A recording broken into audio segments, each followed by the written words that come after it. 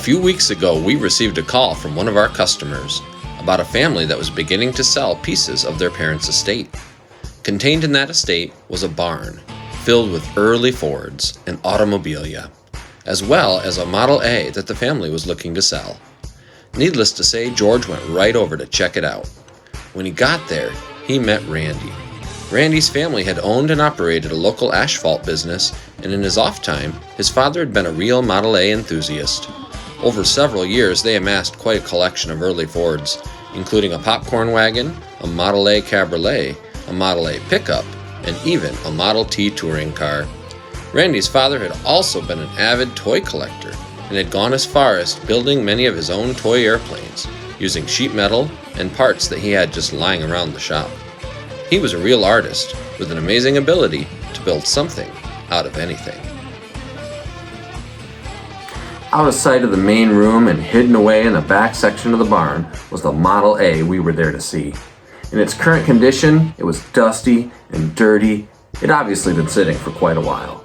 George went right to work examining the engine, checking the oil, looking for rust and red flags. But what he found was a really solid car with minimal rust and bodywork needed. It had clear, amber oil. We worked out a deal with Randy and the A was ours. The only catch is that we'd have to wait until it warmed up and the cars in the main room had been moved out of our way. It'd be worth the wait, so we began to make plans.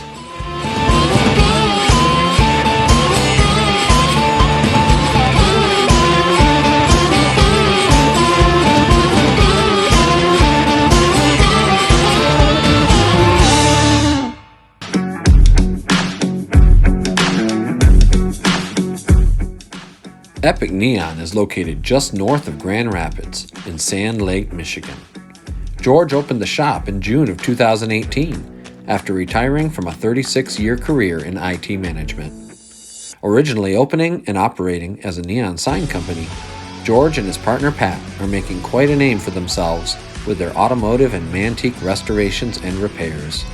The family loves visiting the shop, and Dan, the kids, and I all get involved in the different projects and aspects of the business from time to time. With the tools, facilities, and knowledge of Epic Neon at our disposal, the shop seemed like the perfect place to restore the Model A to its former glory.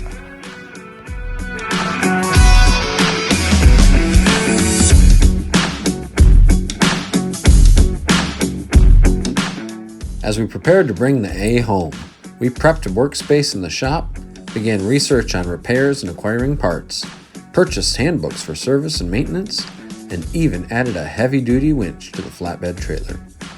Our plan, once we get it back to the shop, is to try to get the car mechanically working and running. Once we're confident that we have a working car, we can begin tearing it all down for a frame-off restoration. As the days passed and the weather continued to warm up, we were absolutely chomping at the bit to pull the A out of Randy's barn. Finally, after weeks of waiting, we got the call. The car was ready.